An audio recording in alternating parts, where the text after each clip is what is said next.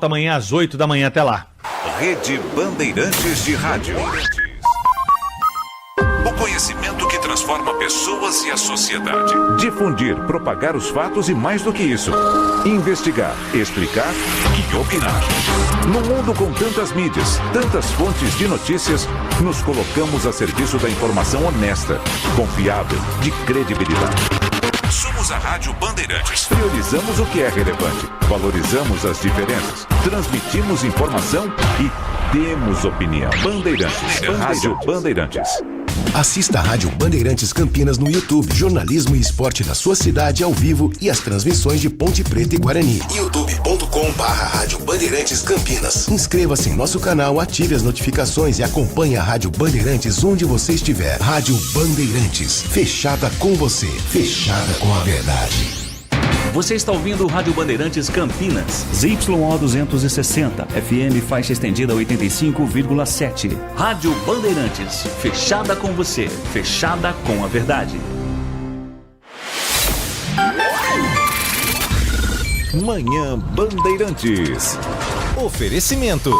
Recap, Sindicato dos Postos de Combustíveis de Campinas e Região. Acesse recap.org.br.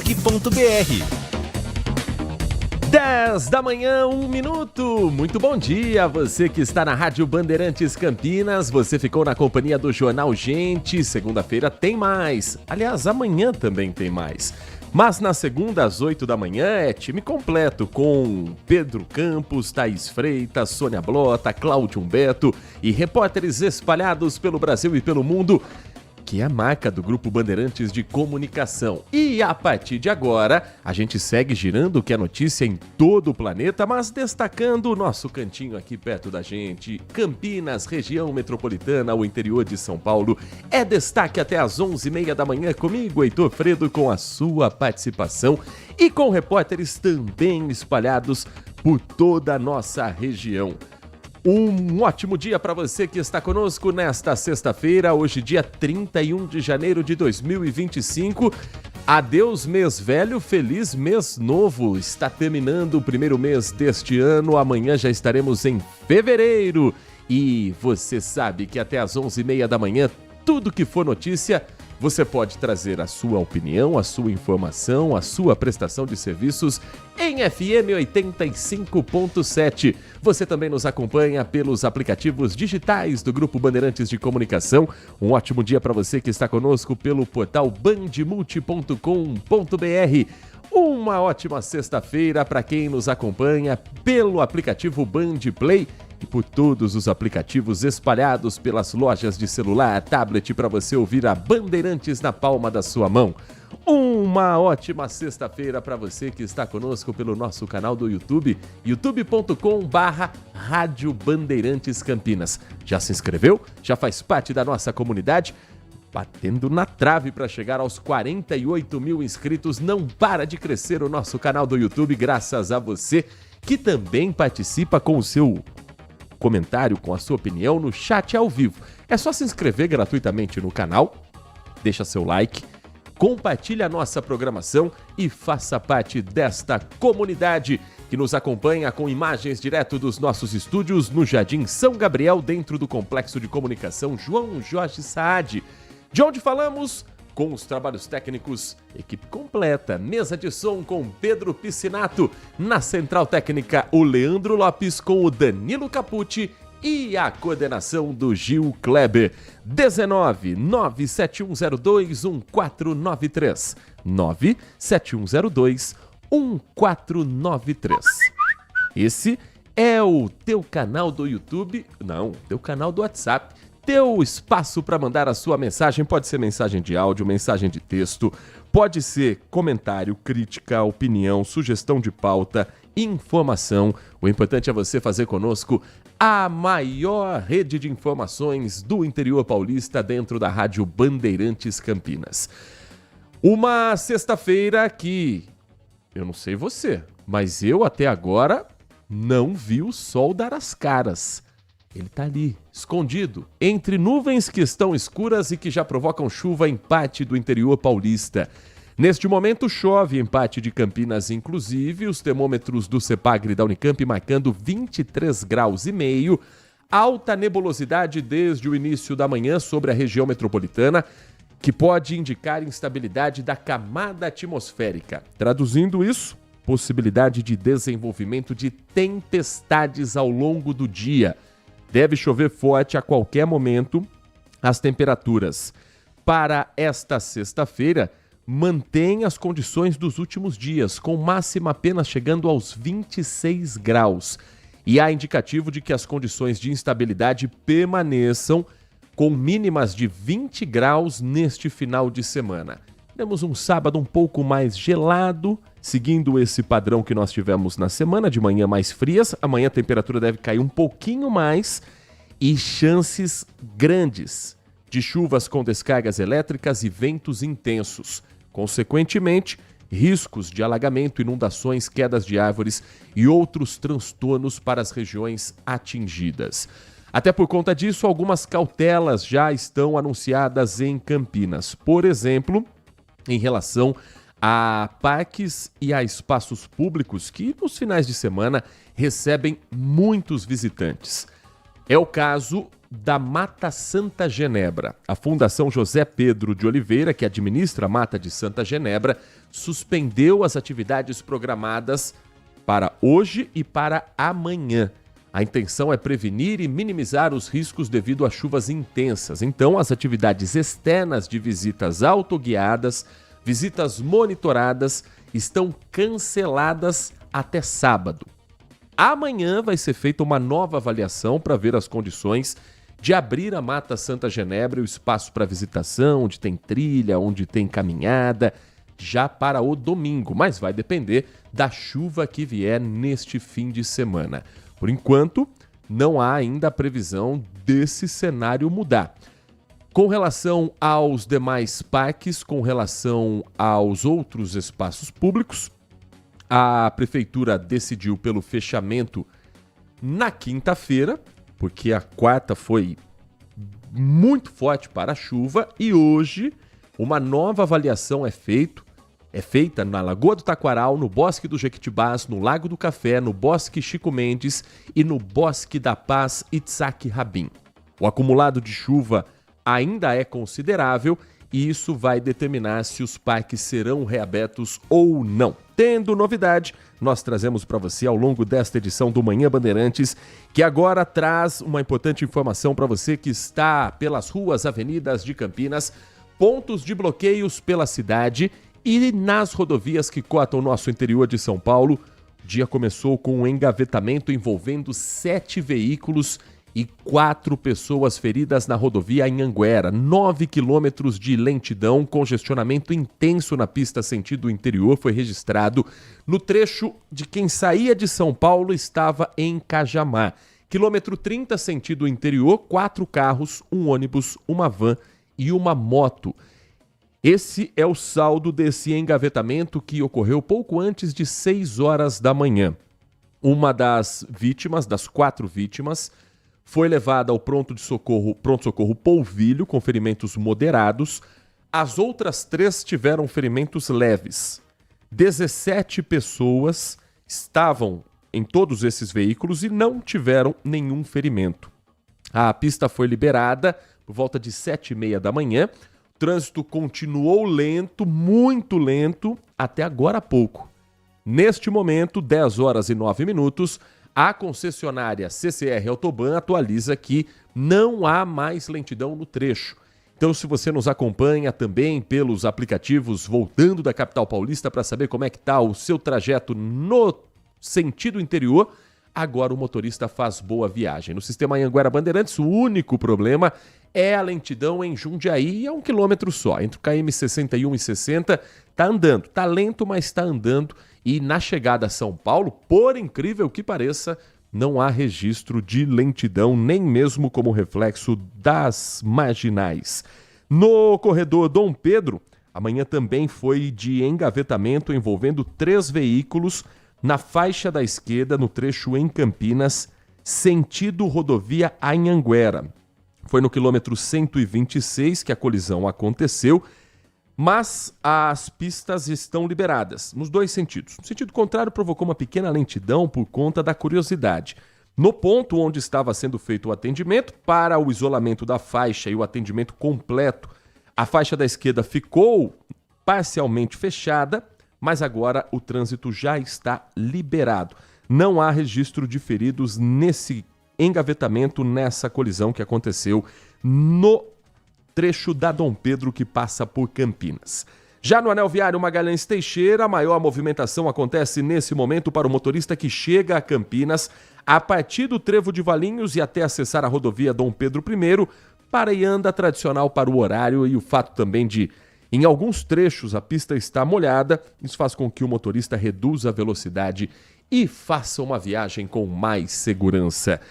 Para quem trafega pela região central de Campinas e por outras importantes avenidas da cidade, muita atenção com algumas obras que estão previstas para hoje. Bom, isso se tivermos obras em função da chuva. Campinas está em estado de atenção. O boletim emitido pelo Sistema Integrado de Defesa Civil aponta que o índice acumulado nas últimas 72 horas é de 116 milímetros. Esse foi um levantamento feito ontem. Ontem não teve tanta chuva em Campinas. Teve, sim, pancada de chuva, mas nada tão prejudicial como aconteceu na quarta-feira. Então, seguindo o dia normal, hoje tem previsão de obra na rua José Paulino, no centro de Campinas, e essa obra só vai terminar na sexta-feira. É mais uma etapa do que a prefeitura chama de requalificação da rua José Paulino. Interdição total de um trecho desde as 8 horas da manhã, bloqueio sinalizado pela INDEC, que também faz a gestão de obra. Esse bloqueio deve seguir até às 10 da noite de domingo, dia 2 de fevereiro, de maneira ininterrupta. Mas, repito, dependendo das condições climáticas, a interdição pode ser estendida. Uma vez bloqueada, a obra não vai ser parada, ela pode dar uma atrasada. O tráfego de veículos está totalmente interrompido no trecho entre a Doutor Moraes Salles e a Doutor Campos Salles. Para desviar, os motoristas devem seguir pela Avenida Moraes Salles, acessam a Irmã Serafina, a Anchieta, a Benjamin Constant e aí volta para José Paulino no trecho já liberado. Há uma estimativa de que 78 mil passageiros do transporte público sejam impactados, porque há um número de linhas enorme de ônibus que passam por esse trecho agora em obra, e o que vai ter que ser feito é que o itinerário que circula também vai fazer o mesmo caminho dos carros de passeio. Então, se você puder evitar o trecho da José Paulino, é melhor, porque a obra vai continuar e, dependendo da chuva, ela vai se estender para o início da próxima semana. Não é o único trecho em obras previsto para esta sexta-feira, não. Avenida Prestes Maia também com bloqueio parcial, o que sempre provoca lentidão, até mesmo na rodovia Anhanguera e na chegada a Campinas. Prestes Maia é porta de entrada, tanto quem vem das regiões de Hortolândia, Americana, Sumaré, quanto quem vem de Jundiaí, Vinhedo, Valinhos, utilizando ou a Anhanguera ou a Bandeirantes, além de ser um acesso para quem está na rodovia Santos Dumont, para quem mora nas regiões dos diques, para quem mora na região do Ouro Verde, é um dos caminhos para chegar ao centro de Campinas, San Diego e outros bairros que ficam ali às margens da rodovia Santos Dumont. Essa obra começou às 8h30 da manhã e ela é próxima ao Hotel Vila Rica. Vila Rica é ali em cima, já quase na João Jorge. É próximo ao batalhão da Polícia Militar, próximo também à própria sede ali do... Ali tem uma sede, né, da Coab, enfim, tem muita vida útil ali na Avenida Prefeito Faria Lima. E é exatamente ali esse trecho que está em obras a partir de hoje. É um pouco antes do viaduto sobre a Prefeito Faria Lima. Os pontos de ônibus impactados também devem utilizar as próximas paradas, e são várias as linhas. Essa obra é parte do programa de requalificação dos pontos do transporte público coletivo. São 60 paradas ao todo que vão receber um novo asfalto, um concreto que a prefeitura afirma ser mais durável, mais resistente à circulação de ônibus. Também há trabalho de implantação de piso de concreto na Senador Saraiva, trabalho que continua na pista interna entre a 13 de Maio e a Costa Guiar. Na Avenida Anchieta, na pista externa, o trecho anterior ao cruzamento com a Visconde de Toné, e na Rua Joaquim Vilac, entre a Rua Brotas e a Rua Boituva. São pontos que o motorista deve ficar atento ao circular por ruas e avenidas importantes aqui de Campinas. O quinto sinal marcou 10h15 da manhã. Movimentação grande nas últimas horas no bairro Cambuí. Uma granada foi encontrada na tarde de ontem por uma mulher que estava fazendo a mudança de um apartamento no Cambuí. A polícia militar foi acionada, recolheu e fez a detonação desse artefato no Parque Ecológico.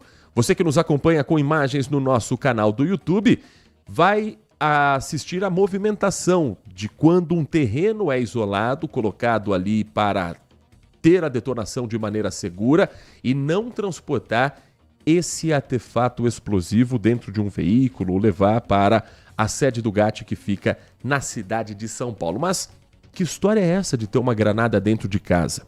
A mulher encontrou esse artefato na residência que já pertenceu a um idoso, que segundo a polícia militar era o sogro dela e um ex-professor da Unicamp que faleceu em 2022. A granada não possuía o detonador, mas ainda estava com carga. A equipe esteve presente no local, por cautela, por procedimento, foram adotados todos os processos como se a granada estivesse ativa. É o famoso melhor pecar por excesso do que pecar por omissão. Foi feito um raio-x para confirmar as condições desse explosivo. A granada foi apreendida para a perícia e depois explodida no Parque Ecológico pelo GAT, Grupo de Ações Táticas Especiais. Quero aqui reforçar uma opinião que ontem Walter Sena trouxe dentro do Band Cidade, principal telejornal que nós temos no interior de São Paulo. Ontem, ao falar sobre o assunto, ele levantou um ponto que já não é de hoje. Também há uma cobrança que precisa sempre ser lembrada. Já passou da hora de Campinas ter um esquadrão antibombas, uma sede do Grupo de Ações Táticas Especiais, para evitar deslocamentos que saiam da capital paulista, que atrasem ocorrências como essas, que deixem bairros inteiros fechados e viaturas da polícia paradas, isolando pontos que, no caso ontem, era uma granada, sem o detonador, sem o risco de explosão, mas qualquer que seja a ocorrência, uma mochila abandonada na rua, uma suspeita de explosivo em um terminal, até a equipe do GAT chegar, até ter o deslocamento de São Paulo a Campinas. Isso quando eles não estão em outra ocorrência ainda mais distante, porque é apenas uma equipe da capital que se desloca para o estado todo. Não está na hora de ter uma base em Campinas, porque profissionais para isso nós temos. Campinas tem profissionais capazes de formarem um grupo de ações táticas especiais, demanda para isso existe, deslocamento seria muito mais facilitado e não atenderia apenas Campinas. Abre um mapa de uma região de Campinas, estende até, vamos lá, Ribeirão Preto, estende esse mapa e coloca essa base regionalizada desse ponto do interior de São Paulo para você agilizar ocorrências que duram horas e horas e que paralisam boa parte da segurança pública da cidade. Porque para ter um isolamento, você tem que ter ali 4, 5 viaturas fechando um quarteirão, você precisa ter orientação de trânsito. Isso tudo vai continuar tendo se uma base do GAT for feita aqui. Mas uma ocorrência que às vezes demora 5, 6 horas para ser concluída, se o GAT está aqui perto, você demora 1h30 no máximo. Então olha como muda e como isso torna também mais barato o custo para o cofre público, para o Estado como um todo. Então faço coro também à opinião de Walter Sena de que passou da hora de uma promessa que entra governador, sai governador é feita, mas que até hoje nunca saiu do papel. Às 10 horas e 19 minutos, também nas últimas horas, uma central do GatoNet foi descoberta em Campinas. Um espaço todo montado para o uso de maneira irregular de internet, TV a cabo e outros serviços que tanta gente utiliza. Paga mais barato, mas não sabe o risco por trás do uso dos seus dados, das informações que você compartilha, do acesso que os criminosos podem ter ao seu próprio patrimônio, ao seu próprio dado. Às 10 horas e 20 minutos, o Guilherme Selegato conta pra gente mais detalhes de como funcionava a Central do Gato. Funcionava na casa dele, onde foi encontrado todo o material usado para fazer o furto de sinal, além de aparelhos de uma empresa de telefonia para a qual ele prestava serviços. A central era usada para receber e distribuir o sinal de internet e revender o serviço para uma empresa dele nas cidades de Paulínia e Sumaré. Segundo a investigação, para aumentar a demanda do serviço, o suspeito derrubava o sinal de internet dos clientes, que eram induzidos a comprar um outro provedor, e oferecia o serviço clandestino por um preço mais em conta. De acordo com a polícia, o homem tinha cerca de 150 clientes. O suspeito, que já tem passagem, vai responder por furto, receptação e violação de direitos autorais.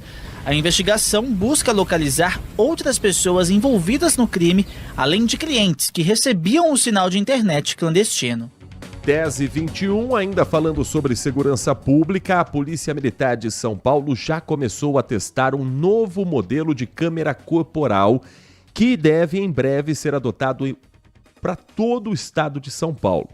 Os primeiros testes acontecem na cidade de São José dos Campos, região do Vale do Paraíba, para onde nós vamos conversar com a Graziele Geronde para entender um pouco mais quais são as mudanças tecnológicas e qual é a expectativa dessa primeira fase de testes num experimento intitulado Operação Assistida. Pois não, Graziele Geronde? Exatamente, os testes começaram nesta quarta-feira com os policiais militares do 1º Batalhão daqui de São José dos Campos. Esses policiais, eles ainda não faziam a utilização das câmeras corporais e por esse motivo é que eles foram escolhidos para receber esses novos equipamentos. Eles receberam 120 das mais de 12 mil câmeras que foram contratadas pelo governo do estado de São Paulo em uma licitação feita em setembro do ano passado. E o que tem de diferente nesses equipamentos? Esses equipamentos, eles possuem mais tecnologia. Com isso, a resolução das câmeras são melhores, é melhor, né, no caso, há GPS integrado, microfone bidirecional que grava não só a ação policial, mas também o policial pode se conectar com outros policiais. E o principal, com essas câmeras, o próprio policial vai ter que fazer o acionamento delas. Se ele não fizer, essas câmeras também poderão ser acionadas via Copom, via central, à distância, sem precisar, então, que o policial faça o aperto do botão. Hoje, as câmeras que existem no estado de São Paulo, elas fazem a gravação das operações policiais de forma ininterrupta, sem precisar do acionamento dos policiais. E essa aquisição dessas novas câmeras foi depois, inclusive, de uma resolução do STF, o Supremo Tribunal Federal.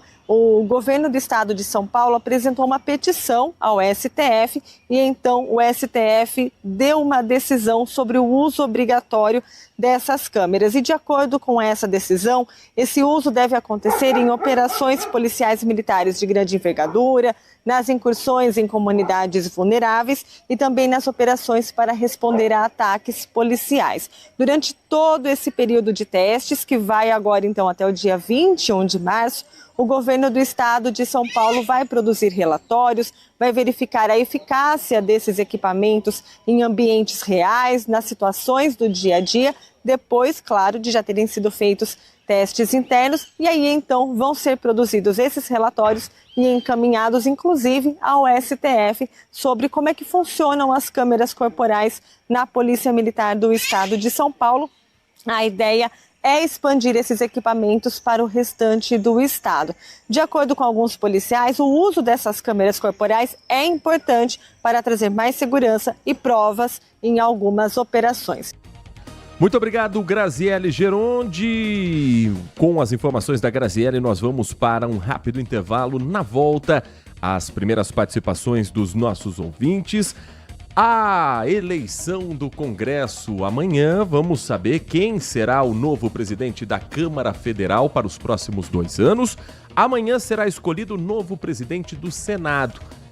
Jogo de cartas marcadas ou será que teremos alguma surpresa, alguma disputa que nos bastidores possa estar acontecendo? Nós vamos trazer um pouco dos bastidores de Brasília e também a sua participação logo depois do intervalo aqui no nosso Manhã Bandeirantes. Manhã Bandeirantes.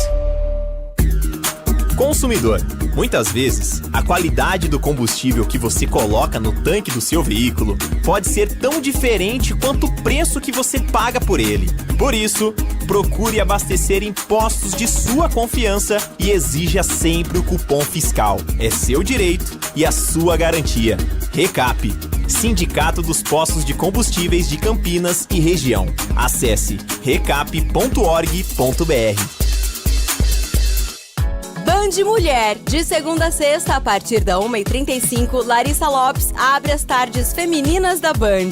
Um programa com tudo sobre o universo feminino. Traz assuntos do seu dia a dia sobre saúde, família, carreira, moda, beleza e muita novidade sobre o universo dos famosos com a Nath Lucchesi. Band Mulher, de segunda a sexta, a partir da 1h35 da tarde, na tela da Band+. Agora, notícias da hora com as notícias locais, nacionais e internacionais, direto da redação da Rádio Bandeirantes. A unidade 1 do consultório veterinário móvel na região do DIC 5 estará funcionando a partir da próxima segunda-feira, dia 3 de fevereiro.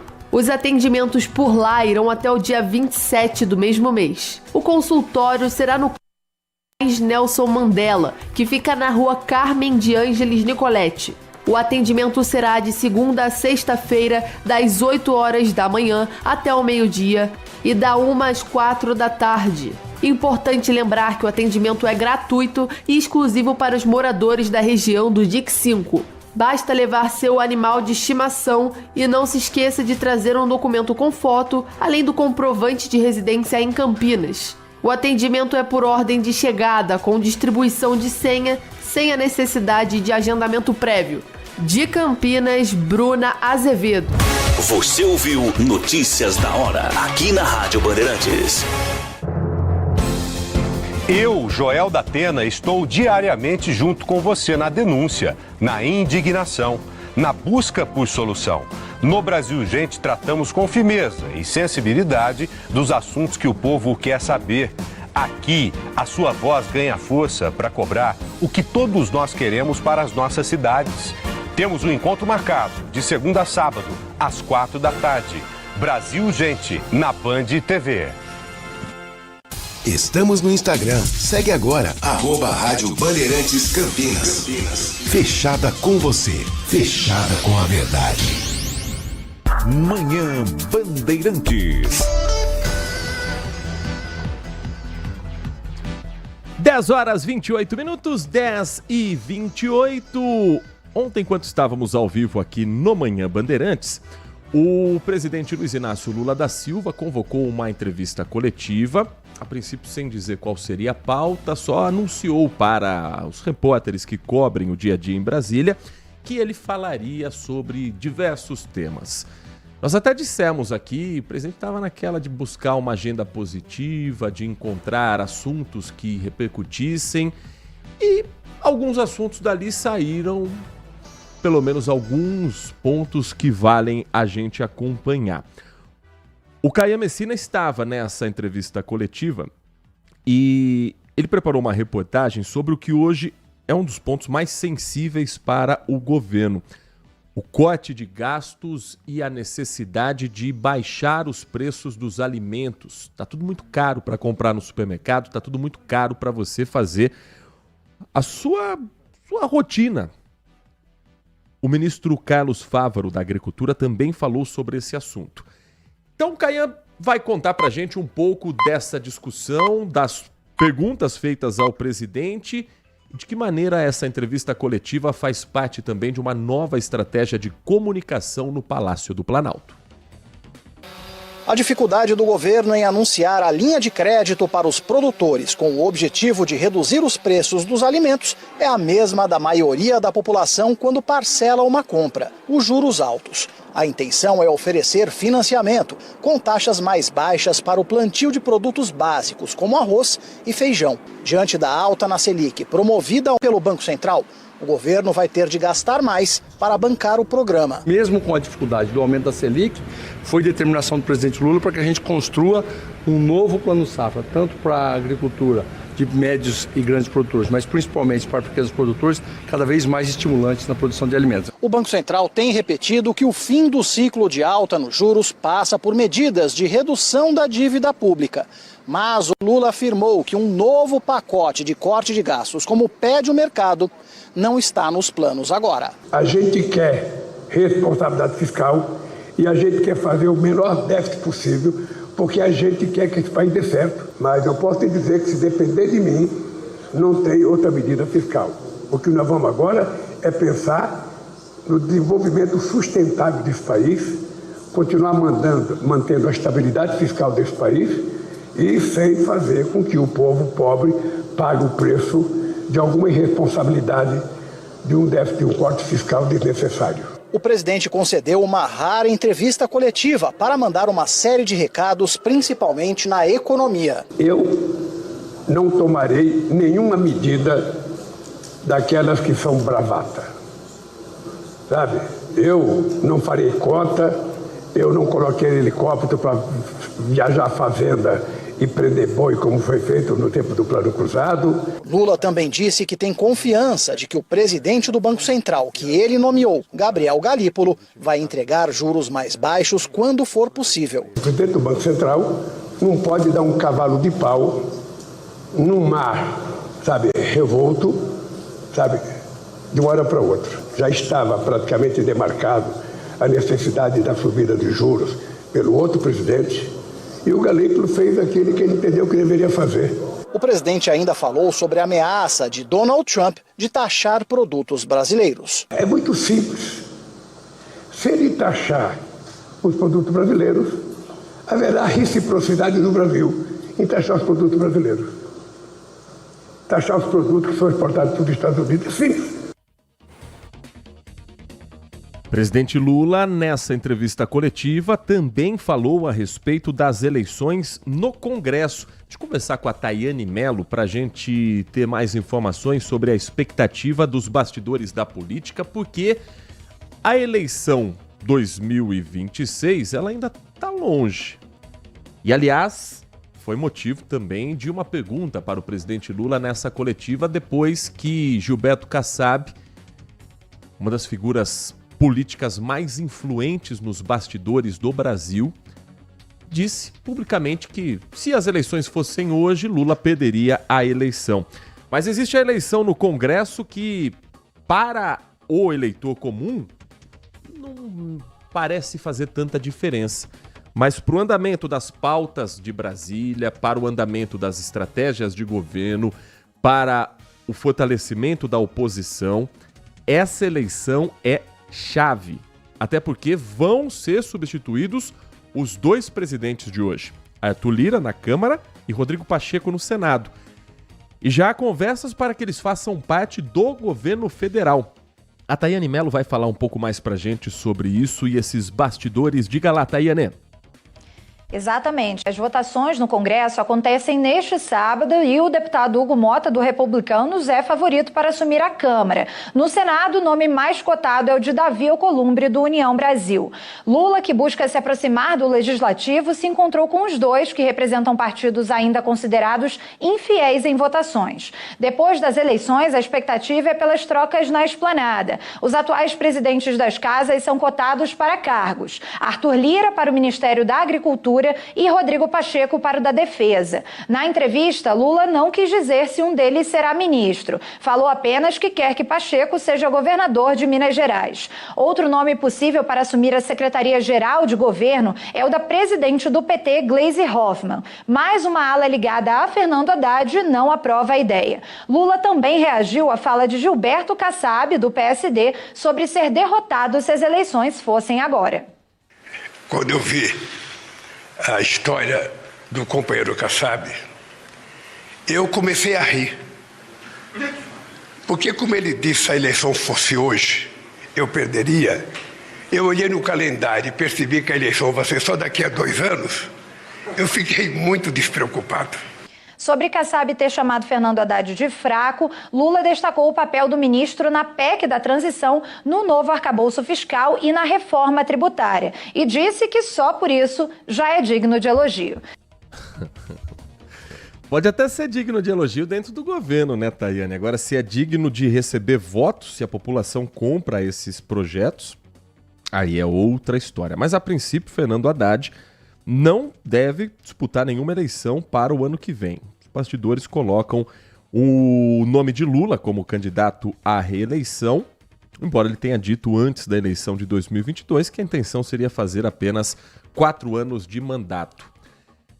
Não só ele, né? Quantos não disseram a mesma coisa e depois foram candidatos à reeleição? Até porque não vejo na esquerda grandes nomes para substituírem o presidente Lula numa disputa, e Haddad já foi testado várias vezes nas urnas, ganhou uma eleição importante, sim, como prefeito de São Paulo, não conseguiu a reeleição, e testado em 2018 como candidato à presidência, foi ao segundo turno, desbancou Ciro Gomes, mas não desbancou Jair Bolsonaro, que teve uma vitória expressiva em segundo turno nas eleições 2018. Mas ainda falando sobre as eleições na Câmara e no Senado, vamos saber um pouco dos bastidores. Vou trazer aqui para você como é que vai ser a vida dos senadores que, olha, vão trabalhar no sábado. Os deputados estarão em Brasília no sabadão. É porque a eleição tem que ser no dia 1º do mês de fevereiro, que é a volta do recesso. Não dá para esticar muito mais. Então, eles estarão lá presentes. Mas não acostuma não, viu? Porque é um sábado a cada 2 anos no máximo que tem esse tipo de grande envolvimento da política brasileira. Bom, eleição no Senado, ela é composta à mesa por 7 senadores titulares. O presidente, 2 vice-presidentes, 4 secretários. Cada um desses cargos tem também um suplente, que são os responsáveis pela direção dos trabalhos na casa. O presidente é o primeiro a ser escolhido. A eleição vai ocorrer de forma exclusiva na primeira reunião preparatória do dia. Amanhã, 10 horas da manhã, se todo mundo chegar no horário, se o cafezinho não atrasar, 10 da manhã começa a eleição do Senado.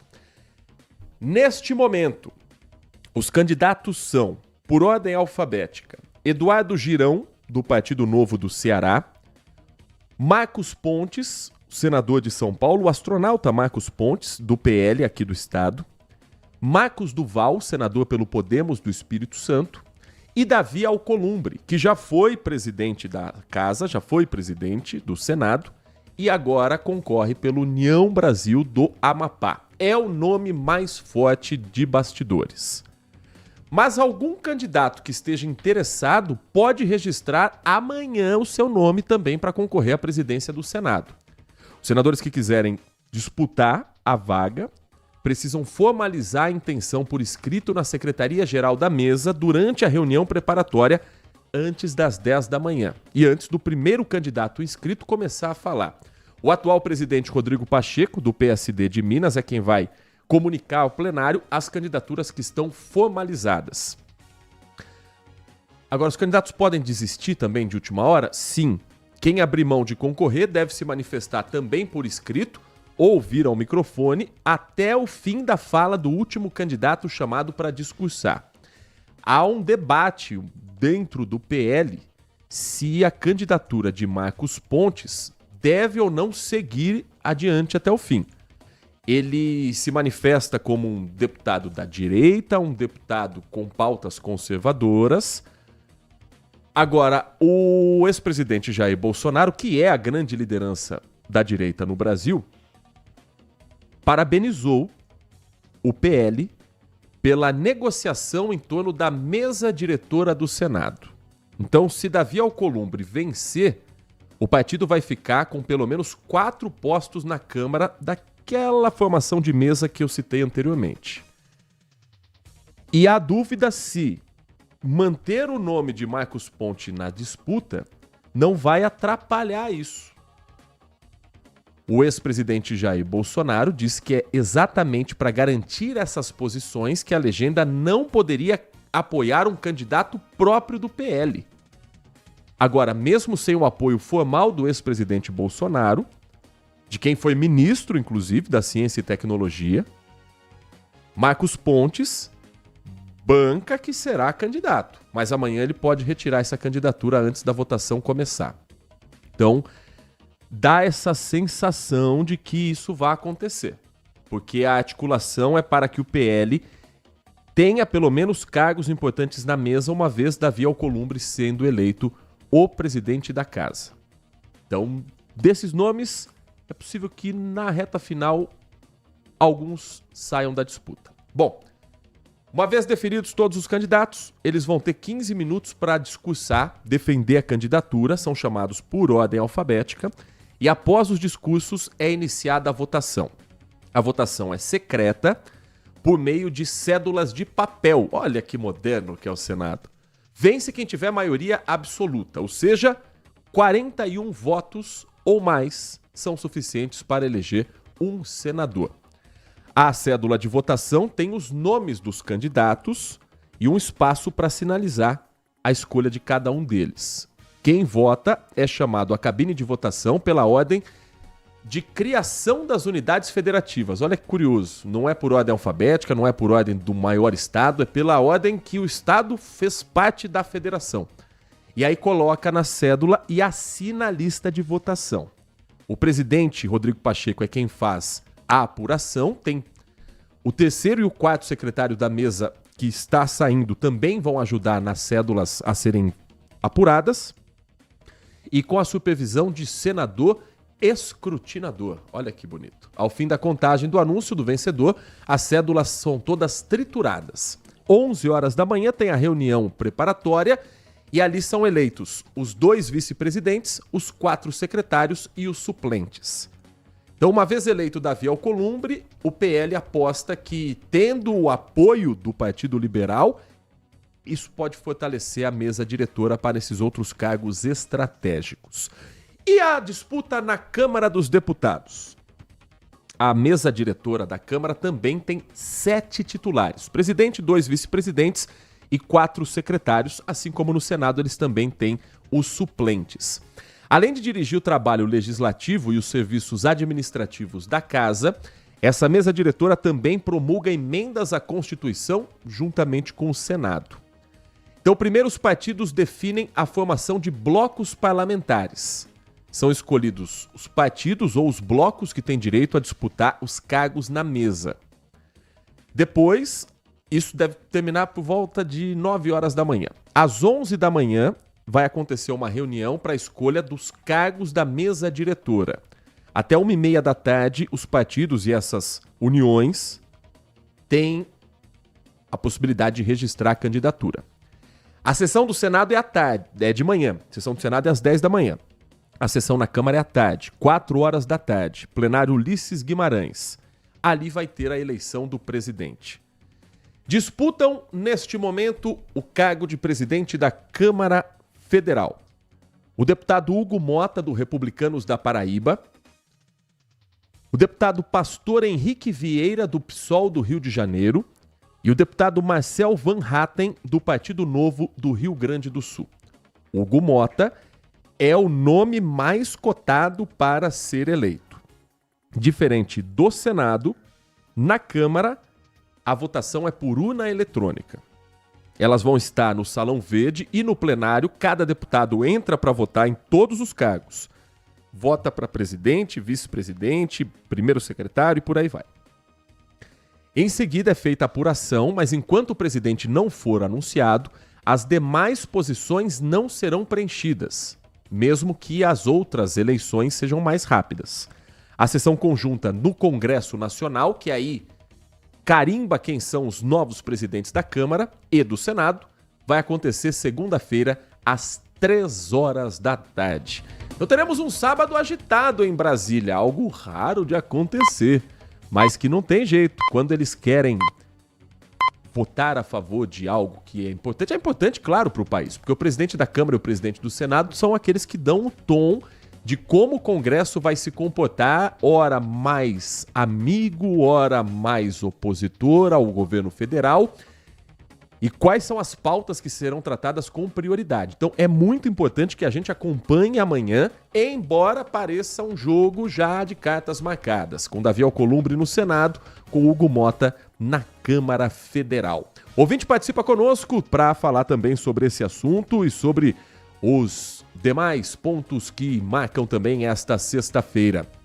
A mensagem que chega aqui, ouvinte, o Oliveira, ele coloca o perfil dele aqui como Bisnaga Oliveira, final do telefone 6103. Vou te chamar de Oliveira, tá? Que eu acho que eu não tenho intimidade toda para isso. Oliveira escreve o seguinte: bom dia, Band. No Senado é cédula de papel. Nas urnas eletrônicas não pode ter o comprovante de papel. Viva as urnas eletrônicas. Mensagem de áudio do nosso ouvinte também sobre esse assunto. Bom dia a todos. DJ Ale, Heitor Fredo, é um prazer ouvir você novamente com o programa inteiro na sexta-feira.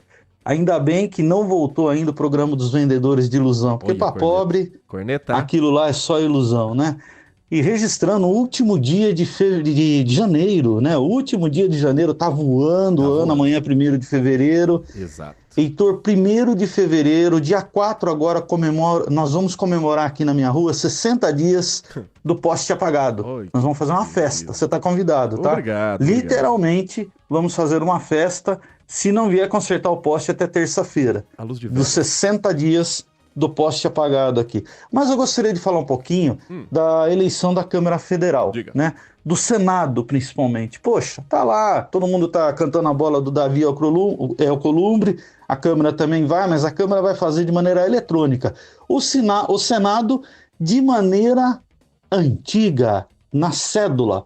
Poxa, eu acho, a minha opinião sincera, Heitor, é que deveria de ser facultativo se a pessoa quer votar nas eleições de forma eletrônica ou a cédula de papel. Deveria de ter essa opção. Deixar, por que não?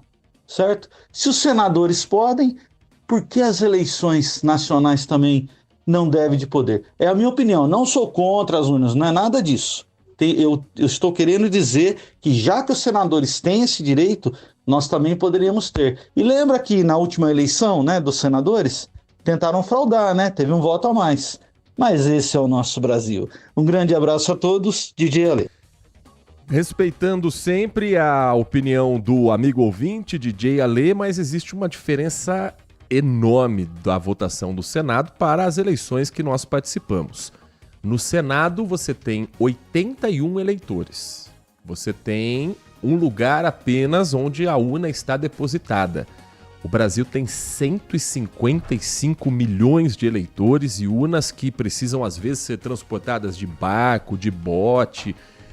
Urnas que precisam dessa agilidade para nós termos o resultado, porque cada voto conta numa eleição pelas regras brasileiras. Então, acho que seria um retrocesso, mesmo que de forma facultativa. Você dá duas opções, confunde. Quem garante que não vai votar duas vezes? Eu acho que não deveria mexer nisso, não. Urna eletrônica é um grande avanço que o Brasil teve. Nunca teve nenhuma comprovação. Só narrativa de problemas da urna eletrônica, disso, daquilo. Deixa a urna eletrônica e... Seria tão bom se os outros países também fizessem, mas aí o problema é deles. O Brasil mostrou que é possível fazer uma eleição que acontece domingo num país continental com 155 milhões de eleitores. A eleição acontece em um único dia. Ela acontece em todo o Brasil no mesmo horário. E 2 horas e meia, 3 horas depois já tem um resultado. Então, acho que a gente precisa também valorizar o que o Brasil faz de bom. A urna eletrônica é um dos patrimônios que nós temos. A gente tem problema do conteúdo que está dentro da urna, que às vezes a gente olha e fala, ai meu Deus, vou votar em quem? Mas a urna em si, vamos deixar ela quietinha. Mas eu respeito totalmente a opinião do DJ Alei e pode ter certeza que ano que vem é um assunto que vai voltar à tona, hein? Ah, vai voltar. 10h49, mais mensagens sobre também esse e outros assuntos. Escreve pra gente o Adriano Vermelho. Não, nunca, jamais. Imagina se algum dia fui amigo ou dei apoio a esse deputado ou senador. Ele escreve entre aspas. Aposto que ouviremos muito essas afirmações, afinal é o momento crucial das eleições para as presidências da Câmara, dos Deputados e do Senado. Traições descaradas, alianças sujas, interesses completamente escusos. Tudo isso está no cardápio do dia e regado a muita hipocrisia, servida em bandejas de ouro, advindas do sacrifício do povo ao qual eles deveriam servir. O Adriano diz que, sabe o que é mais engraçado? Eles parecem viver num mundo paralelo. Parece que os corredores do Congresso e do Senado ficam no mundo invertido. Assistiu Stranger Things, né, Adriano? Porque, enquanto isso, aqui na realidade, eles se digladiam, brigam a ponto de incitar até confrontos físicos no Upside Down de Brasília. Eles se aliam e se refestelam com o poder conquistado. Direita violenta, esquerda fanática, acreditem, só existem nas cabeças de nós eleitores que temos a necessidade quase que insalubre de mais que escolher, ainda defender e lutar por eles. Na opinião do Adriano, concluindo a mensagem, amigos, bem medido e bem pesado, são todos centrão. Dizem que precisamos tanto de revoluções e incitam tantos desagravos, mas a atitude mais revolucionária possível e suficiente para mudar esse quadro lamentável está no voto. Simples assim. Bom dia, amigos do mundo real. Tem o mundo real, tem o mundo da política, né, Adriano? Não parecem, às vezes, conversar com o mesmo povo. Só em época de eleição. Aí todo mundo fica mais próximo do povo e com cara de Brasil. Porque às vezes parece que eles vivem mesmo na Noruega, na Dinamarca, em outra realidade. A mensagem da Noêmia... Bom dia para você, Noêmia. Não perderei meu tempo, que é precioso para eleições de Câmara e do Senado. São cartas marcadas e nós, tontos, estamos acordando de tanta safadeza. Bom final de semana, amigos, é o que deseja a Noêmia. Afinal de contas, sextou! Conclui aqui a Noêmia. Bom dia para você. A repercussão completa você vai ter na Rádio Bandeirantes ao longo da programação. Cobertura, claro, amanhã, durante as votações, mas amanhã também tem bola rolando na Rádio Bandeirantes. Então vai ter um pouco de tudo, porque aqui na RB você está sempre por dentro do que é mais importante e de como a política em Brasília mexe diretamente com a nossa vida. Às 10h52, daqui a pouco mais mensagens dos nossos ouvintes, porque para a gente fechar o assunto Brasília, o presidente Lula falou a respeito, nós contamos isso e trouxemos a reportagem do Caia Messina, falou sobre a reunião que aconteceu para discutir os principais pontos que hoje são tratados como impopulares no governo. O maior deles, a gente sabe, é o custo de vida no país e o custo dos alimentos no mercado e até para o produtor lá do início. A Roberta Scherer vai trazer para a gente agora o que significa esse custo dos alimentos no nosso dia a dia. Ela conversou com o professor de economia, Ulisses Gamboa, e ela vai trazer números que a gente sabe que no dia a dia o nosso bolso percebe na hora de passar no caixa. Muita pesquisa e planejamento para aproveitar promoções e levar parte dos itens pagando preço de atacado. Na casa do Nelson, a inflação mudou a rotina de compras. O mercado um do lado do outro varia muito o preço, entendeu? Alguns produtos chegam até a diferença de 10%, 12%, então como a gente já deixa para comprar mensalmente, já compra uma quantidade boa, né? Além da estratégia, a lista de compras também mudou. Diminuindo bastante a carne vermelha. Poder até dar, mas sabe que vai tirar de um lado, vai faltar do outro. Então a gente tem que diversificar, né? Parte para frango, vai um peixe, um omelete. Segundo o cálculo do IPEA, a inflação de 2024 superou a de 2023 para famílias com renda de até R$ 5.200. Já quem está nas faixas de renda mais altas sentiu a inflação diminuir no ano passado.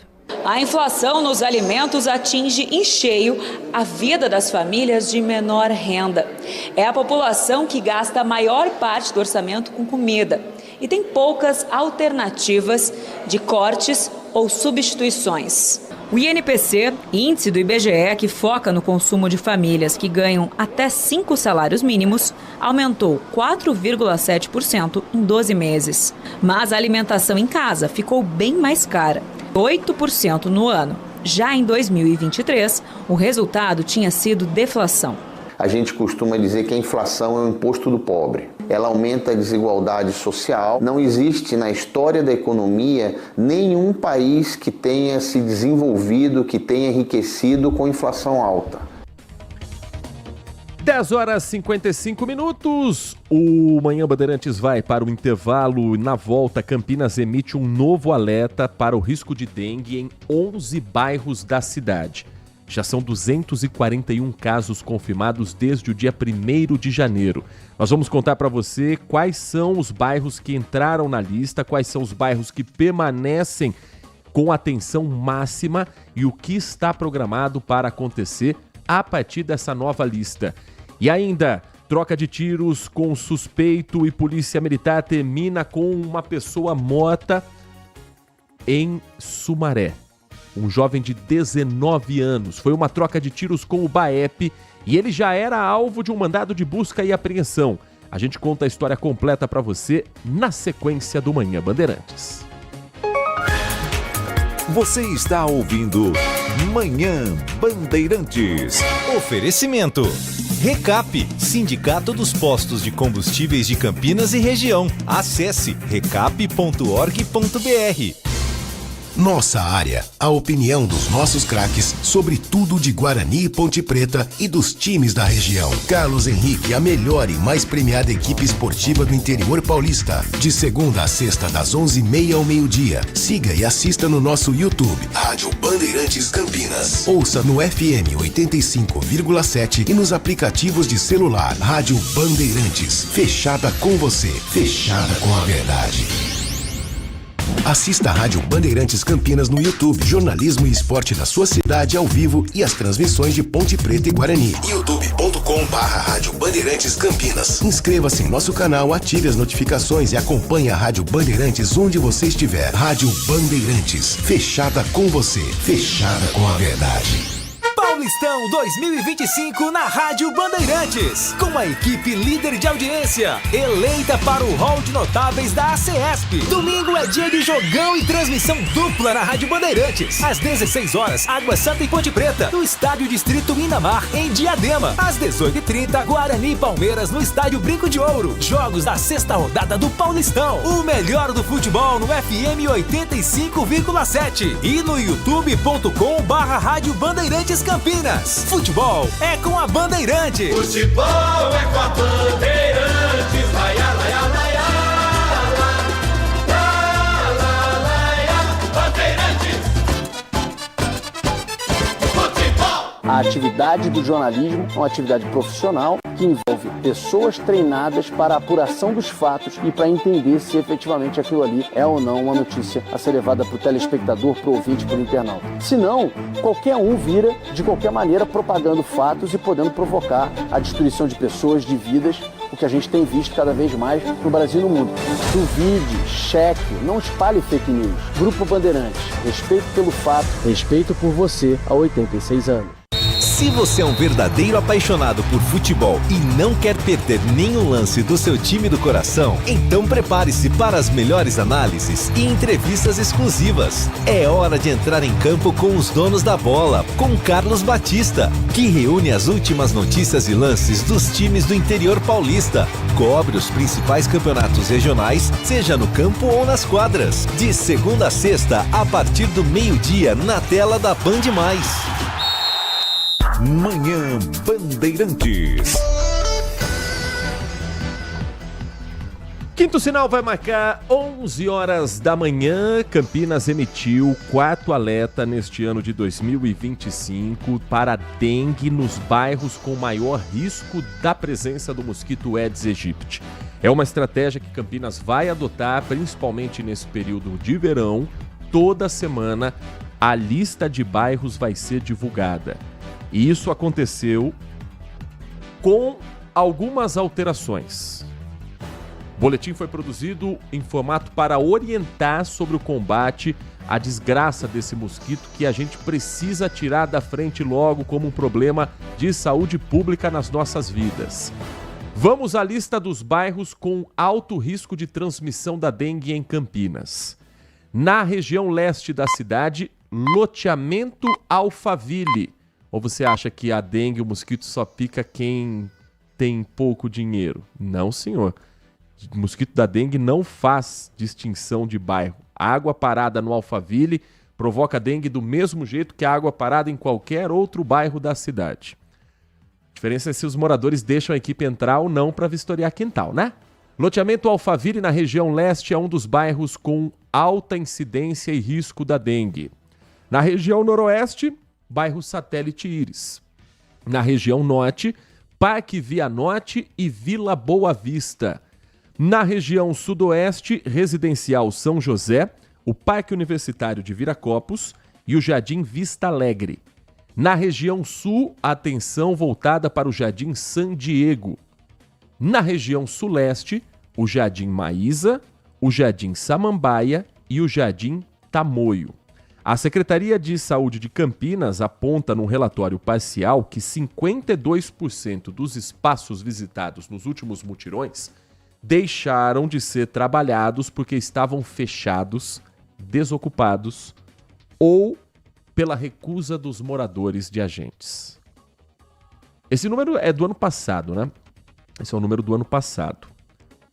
E a gente viveu uma epidemia que ainda não foi superada, porque temos 241 casos confirmados já em 2025, em apenas um mês. Em apenas 31 dias. A última ação que foi realizada no último sábado também teve muita porta batida na cara dos agentes. Também teve muita gente se recusando a receber as equipes que são especializadas para esse tipo de vistoria.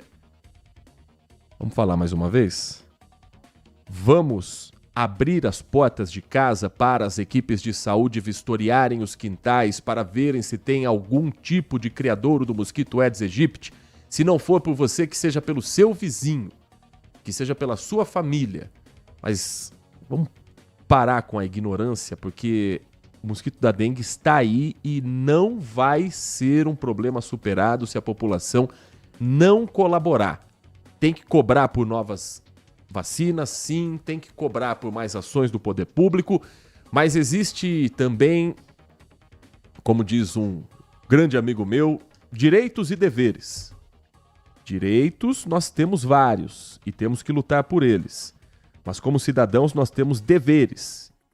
E cuidar do quintal e evitar criadouro de mosquito Aedes aegypti nem é dos deveres mais complicados assim, vai. Nem é dos mais complexos que demandam tanto trabalho. E é para sua própria proteção. Acho que está na hora de começar a subir um pouco o tom com as pessoas que não aceitam equipes de vistoria, começar a botar mais equipes com vistoria pelo alto, mais drone na rua, mais cadeado quebrado se for necessário, porque senão a gente vai ficar nessa o tempo todo. Olha seu quintal, faça isso, faça aquilo. E o mosquito aí, reinando, fazendo graça, enquanto metade da população não abre a porta para ser vistoriada a sua própria casa. Às 11h03, 11h03, a Polícia Civil de Americana prendeu 2 suspeitos de terem matado um idoso morador de Hortolândia que foi encontrado morto no Cemitério da Saudade, em Sumaré.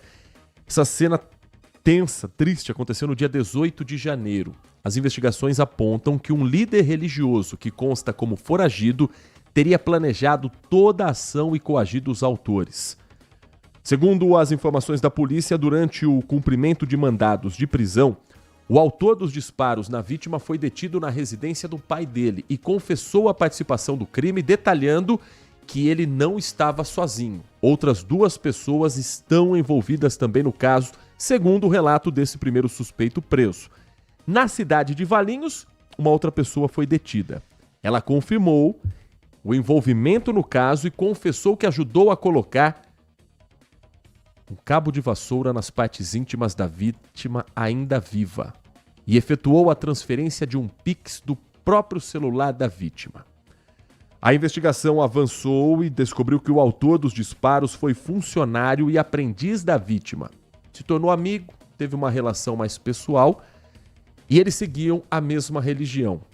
No dia dos fatos, o autor dos tiros convidou a vítima para acompanhá-lo em rituais religiosos.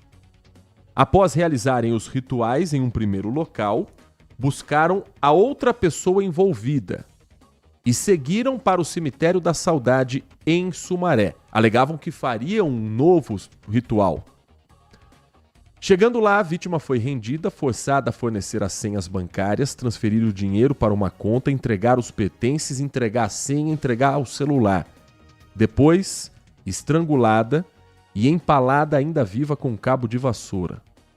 Depois sofreu disparos de arma de fogo na cabeça e teve o corpo abandonado dentro do cemitério. Uma nova transferência foi feita no dia seguinte e a conta bancária da vítima foi zerada. Os valores foram imediatamente repassados para o líder religioso apontado como mentor do crime e destinatário final dessa grana. Após isso, o grupo seguiu para o local onde queimou o celular e os pertences da vítima na tentativa de destruir provas. As investigações da Polícia Civil indicam que o líder religioso usava a sua liderança, a sua autoridade para coagir e amedrontar os seguidores. Com isso, tirar vantagens financeiras. Segundo um dos autores presos ontem, a motivação da morte foram as ameaças do líder e seus familiares, e eles se disseram forçados a cometer o crime. Mas os depoimentos colhidos apresentam vários conflitos em versões, vários pontos contraditórios, e a motivação ainda está sendo aprofundada pela Polícia Civil, que continua em busca desse falso líder religioso que utilizava a fé para coagir, amedrontar as pessoas e que é parte de uma cena que parece de filme de terror. Nas últimas horas também teve troca de tiros e foi na manhã de hoje. Um homem de 19 anos trocou tiros com agentes do BAEP, o 10º Batalhão de Ações Especiais da Polícia Militar em Sumaré. Ele era alvo de um mandado de busca e apreensão. O confronto ocorreu durante essa operação do BAEP, que é feita em conjunto com o Ministério Público. A investigação é de uma quadrilha suspeita de envolvimento a roubos de motocicletas. E como está acontecendo isso aqui na região, hein? Quando as equipes chegaram no Jardim Dulce, suspeito, que já tem várias passagens por roubo e receptação, resistiu à abordagem e atirou contra a equipe com um revólver calibre .357. Ele foi baleado e não resistiu aos ferimentos. O 357 é um Magnum, né? A arma que foi apreendida e que faz parte do trabalho pericial e da investigação também em curso a partir de agora, não apenas com esse homem.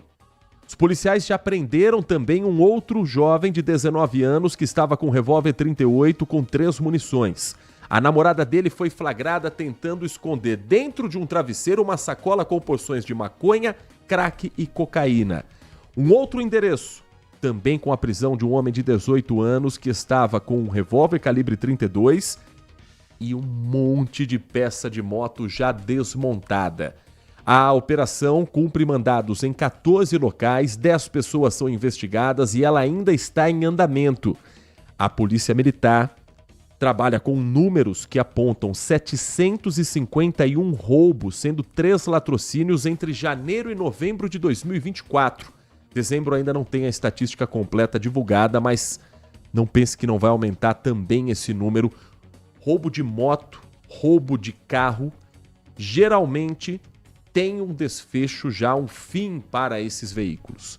Tem casos em que a pessoa rouba para ostentar, para fazer uma graça, para rodar com o veículo, mas essa é a minoria. Normalmente, ou esses carros são roubados, essas motos são furtadas e roubadas para se transformarem em dublês, veículos com a mesma característica, a mesma marca, a mesma cor, mesmo ano e uma placa falsa de uma moto verdadeira. Então, digamos que eu tenho uma moto 2012 da marca X. Os bandidos pegam uma outra marca do mesmo ano, uma outra moto da mesma marca, do mesmo ano, da mesma cor, pegam a placa daquela moto, falsificam e colocam nessa moto roubada. E aí circulam ou vendem para outras ações. Mas geralmente é para desmanche de peça. Geralmente são roubados os carros e as motos sob encomenda. Precisa de peça de tal veículo, precisa de peça de tal moto.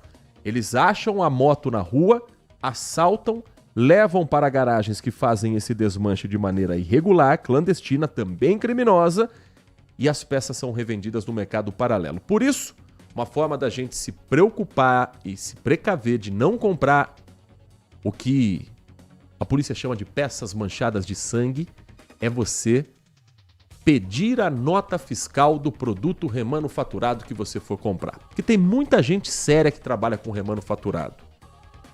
E essa pessoa séria não vai pensar duas vezes antes de entregar a nota fiscal e mostrar a origem desse produto. Se não tem nota fiscal, fuja desse esquema que uma hora você pode ser a vítima.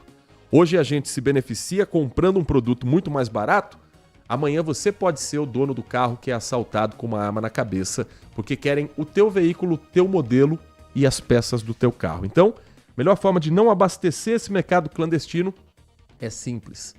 Ou você compra a peça original, que é muito cara, ou você, ao buscar remanufaturado, peça a nota fiscal e a origem desse produto para você ter certeza que está fazendo o serviço com uma mecânica séria. Às 11h11, mais mensagens que chegam, que vão também fazendo o nosso giro da informação nesta sexta-feira. A mensagem do ouvinte Edmilson, final do telefone 9884, bom dia para você, Edmilson. Bom dia, Heitor, conforme comentário de Cláudio Humberto, mais cedo no Jornal Gente. Os gastos públicos quebraram o país. A economia caminha para o brejo. A taxa de juros ainda mais sufocante após a decisão do Banco Central. Sem contar com a inflação disparando e empobrecendo ainda mais os pobres. Mas para suas excelências vale o velho princípio da esperteza nacional. Meu pirão primeiro. A gente vive um momento realmente que está tudo muito caro, taxa de juros muito alta, e esse é um desafio que o governo precisa resolver e não deixar só para o ano que vem, resolver o quanto antes. Se a preocupação é melhorar a popularidade, nada melhor do que o povo com dinheiro no bolso, podendo comprar o que quiser no supermercado, pelo menos, e fazer, quem sabe, um investimento para o futuro também. Às 11h12, mensagem que chega do Edivalmir Massa. Oi, Edivalmir, bom dia para você. Acho que a imprensa em geral e o povo, porque não tem informação, não entenderam ainda que o Trump é jogador de truco. Acontece que os seus opositores, a cada jogada dele, não tem a manilha. Aí ele grita 12 ratos. Não entendi exatamente a mensagem, mas já percebi que Edivalmir Massa é um fã incondicional do presidente Donald Trump, está sempre elogiando o presidente norte-americano nas mensagens que manda por aqui. Aliás, nos Estados Unidos, a investigação segue em relação ao acidente entre um helicóptero militar e um avião de carreira. O acidente que vai ter, a partir da identificação da caixa preta, um caminho para saber o que aconteceu. Essa é considerada a colisão mais fatal, o acidente aéreo mais fatal nos Estados Unidos nos últimos 24 anos. Mais fatal desde que um avião da American Airlines caiu em uma área residencial em Nova York e deixou mais de 260 pessoas mortas naquela ocasião. O choque entre aeronaves, que ocorreu nesta quarta-feira, deixou 67 mortos ao todo. O avião que transportava 60 passageiros e 4 tripulantes, enquanto o helicóptero militar levava 3 soldados a bordo. Ninguém sobreviveu, infelizmente. O Grupo Bandeirantes conversou com o Diego Cabral. Diego Cabral é especialista em segurança aérea e ele vai trazer um pouco da visão de quem já está estudando o assunto do que pode ter provocado esse trágico acidente. O que já se sabe é que no momento só havia um controlador aéreo em pleno aeroporto de Washington, nos Estados Unidos. O Diego Cabral vai explicar pra gente, com base em tudo que ele já estudou nas informações divulgadas pelo governo norte-americano, o caminho para uma investigação que não consegue resolver da noite pro dia, mas que pelo menos já dá um caminho do que pode ter acontecido por lá. Praticamente em todos os acidentes aéreos, a determinação, né, do fato que realmente aconteceu vem das informações das caixas pretas. E até o momento nós só tivemos as informações das gravações da torre com o helicóptero, no caso, né? Então não temos as informações do que foi falado com o piloto da aeronave da American Airlines. Em relação ao problema de tráfego aéreo, né, do controlador ou da torre de controle nos Estados Unidos, é algo latente há alguns anos, é um problema que não só em Washington, mas em todos os aeroportos dos Estados Unidos passam. Acredito que após esse acidente, talvez dentro das políticas, né, do novo presidente, do Donald Trump, a terceirização da torre de controle passa a existir nos Estados Unidos, até porque o aeroporto é um aeroporto muito movimentado, sofre com essa falta de mão de obra. Então, e como você bem disse e bem divulgado pela própria comissão americana que está investigando o acidente, que no momento só havia um controlador, né, fazendo a aproximação da aeronave e também o controle do tráfego ali do helicóptero do exército americano. Os pilotos ali, no momento de pouso, eles estão focados realmente no pouso, né? Então eles estão olhando para frente, procurando seguir ali todos os parâmetros necessários para efetuar esse pouso. Nos Estados Unidos é bom lembrar que as regras, né, de voos por aproximação visual são visuais, mesmo no período noturno, o que difere um pouco aqui nosso do Brasil e também até de algumas recomendações da ICAO, que é a Organização Internacional da Aviação Civil. Os Estados Unidos segue as determinações da FAA, né, que é a Agência Americana de Aviação Civil, e tanto o helicóptero quanto a aeronave, eles possuem um sistema anticolisão, porém ele funciona após determinada altitude, seja pousando ou seja decolando.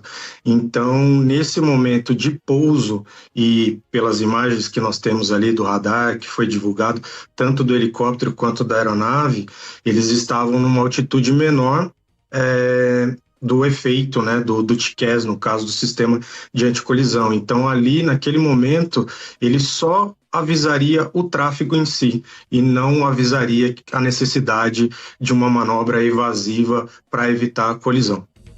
Essa a explicação de Diego Cabral, especialista em segurança pública, falando ao Grupo Bandeirantes de Comunicação sobre a análise técnica do que se pode ter de informação pelo que foi divulgado até aqui pelo governo norte-americano, pelas imagens, pelo visual, pela experiência, mas ainda aguardando detalhes a partir da divulgação dos dados da Caixa Preta. Avião que transportava 60 passageiros com 4 tripulantes a bordo e mais 3 vítimas que estavam no helicóptero militar que realizava um voo de treinamento.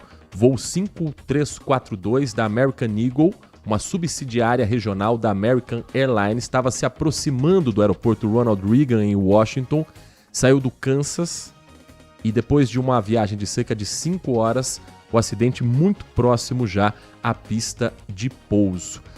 Mas para o presidente Donald Trump, o problema é outro. Ontem, o presidente norte-americano indicou culpados pelo acidente aéreo que vitimou 67 pessoas. Veja que ainda não tem detalhes da Caixa Preta, ainda não tem informações do que realmente aconteceu. Acidente aéreo é cercado de cautela, de cuidado para você dar uma informação cirúrgica que evite próximos acidentes, que evite erros que resultam em tragédia. Mas o Donald Trump já fez questão de apontar o dedo para trás e dizer que os programas de diversidade promovidos pelos antecessores democratas, Barack Obama e Joe Biden, influenciaram na queda do avião e do helicóptero em Washington. Ele diz: falo a vocês nesta manhã, em uma hora de angústia para a nossa nação, no início do discurso, para uma missão de recuperação dos corpos. Tristemente não há sobrevivente. E aí começou a dizer que a segurança tem que ser em primeiro lugar. Obama, Biden e os democratas puseram a política em primeiro lugar. Além disso, ele disparou: de fato saíram com uma diretiva branco demais e nós queremos que as pessoas que são competentes. Então, na visão de Donald Trump, uma política inclusiva de profissionais, pessoas que tenham o treinamento. Não pense que a pessoa que é selecionada para ser controladora aérea, ela não passa por uma série de estudos, preparação, avaliação, mas o presidente não esperou nem 24 horas do luto para apontar um programa em que você tenta dar mais visibilidade a pessoas que são profissionais da área, mas que não são brancas, como motivo para esse acidente acontecer. Repare que cada vez mais o discurso nos Estados Unidos vai caminhando para uma linha de ódio ao diferente, vai caminhando para uma linha de ódio ao imigrante, ódio às pessoas negras. Ah, mas isso sempre aconteceu. Mas quando vira política de Estado, a gente tem que estudar a história e ficar atento para não repeti-la. Se é um caminho que me preocupa demais com tudo que a gente está vivendo, e quando o momento era de dor, de luto, de cautela, e o presidente já faz questão de dizer: não, mas também fica querendo colocar política de diversidade em tudo que é lugar.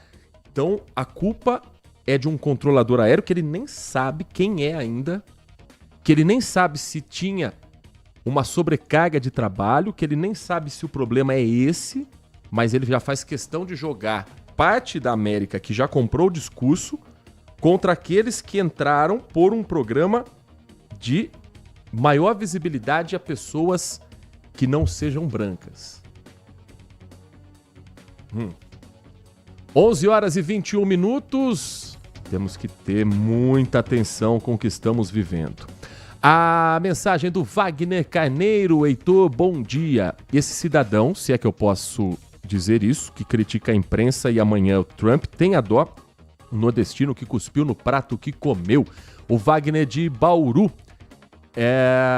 hoje ele critica a imprensa e amanhã ele elogia o Donald Trump. É a mensagem aqui do Wagner Carneiro. Captei vossa mensagem, ó sábio guru, mas vida que segue.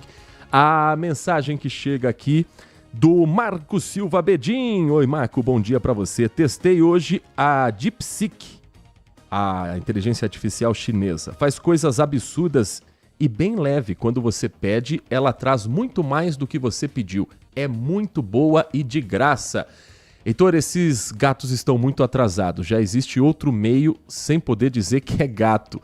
Ele tá falando a respeito da Central do Gato, que foi apreendida aqui na região.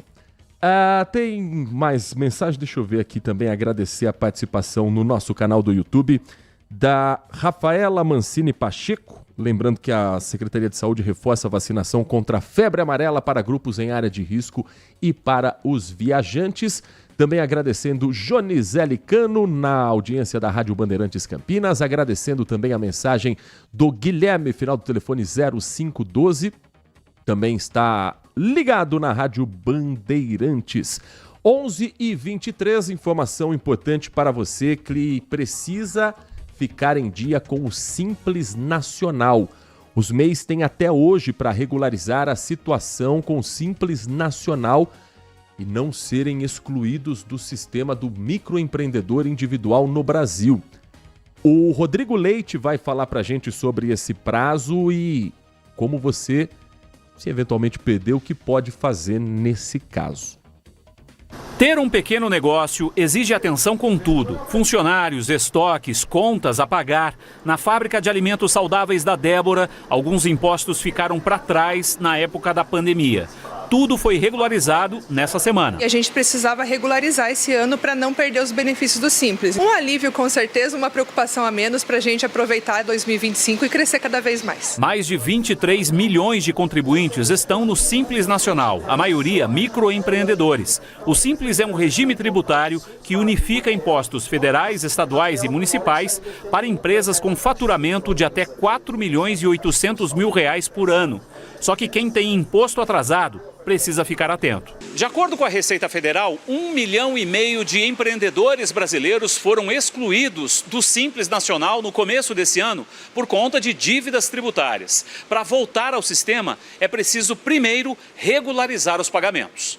O prazo para resolver a situação termina nesta sexta-feira. A dívida pode ser paga à vista ou parcelada em até 133 vezes, dependendo do tamanho do débito. Depois disso, o empresário que foi excluído do sistema pode voltar ao Simples Nacional. E com a informação do Rodrigo Leite, a gente se despede e encerra esta edição do Manhã Bandeirantes. Quero agradecer a todos pela audiência e dizer que a partir de segunda-feira estaremos de férias, mas estaremos em boa companhia no Manhã Bandeirantes. Tá chegando, tá chegando o carnaval, tá chegando o mês de março. Carnaval esse ano é no chorinho de fevereiro, porque sexta-feira já é carnaval, então dia 28 de fevereiro tem o desfile das escolas de samba de São Paulo. O primeiro dia de desfile, o carnaval mesmo, a terça gorda de carnaval é no dia 4 de março. E a gente volta a se encontrar no dia 10 de março. Tá folgado, hein, Heitor? Vai esticar bem essas férias. Mas Edson Souza estará aqui no Manhã Bandeirantes todos os dias. Informação, prestação de serviços, marca do Grupo Bandeirantes de Comunicação. No Brasil Gente, Everton Ramos vai comandar o Brasil Gente neste período de férias. É um prazer sempre estar com vocês aqui no Manhã Bandeirantes. Sentirei falta, mas no dia 10 de março estaremos de volta aqui na RB, com os trabalhos técnicos na mesa de som com Pedro Piscinato, na central técnica com Leandro Lopes e Danilo Capucci e a coordenação do Gil Kleber. Vem aí o Nossa Área com Carlos Henrique. Expectativa, o homem chegou, hein? Neymar já está no Brasil, hoje a apresentação oficial no Santos. Não joga amanhã contra o São Paulo, se tudo der certo, ele não se machucar até lá. Quarta-feira tem Santos e Botafogo de Ribeirão Preto. Jogo que já mudou de horário porque tem muita cara de que vai ser a estreia do Neymar. E no final de semana tem rodada dupla no domingo aqui na Rádio Bandeirantes Campinas. Os times da cidade em ação. Os dois precisam ganhar, tá? Um tempinho aí que precisamos subir essa pontuação dos times de Campinas. No domingo às 4 da tarde tem Água Santa e Ponte Preta, direto do Distrital do Inamar em Diadema. Às 6h30 tem Guarani e Palmeiras no Brinco de Ouro. Apenas para torcedores bugrinos. As emoções você acompanha aqui na Rádio Bandeirantes. Um grande abraço para você. A gente se encontra em março. Bom final de semana. E segunda-feira, Edson Souza no Manhã Bandeirantes. Até mais. Manhã Bandeirantes. Consumidor, muitas vezes, a qualidade do combustível que você coloca no tanque do seu veículo pode ser tão diferente quanto o preço que você paga por ele. Por isso, procure abastecer em postos de sua confiança e exija sempre o cupom fiscal. É seu direito e a sua garantia. Recap, Sindicato dos Postos de Combustíveis de Campinas e Região. Acesse recap.org.br.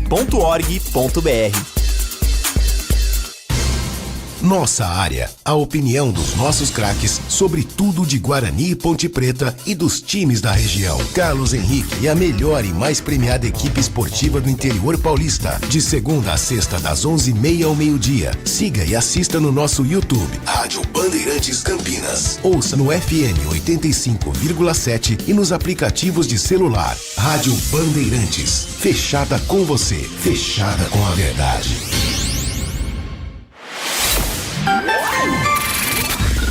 Manhã Bandeirantes. Oferecimento. Recap, Sindicato dos Postos de Combustíveis de Campinas e região. Acesse recap.org.br. Siga a Rádio Bandeirantes Campinas também no Facebook. Uma página completa com conteúdo sobre tudo o que acontece na nossa região e, claro, informações de Ponte Preta e Guarani. Facebook.com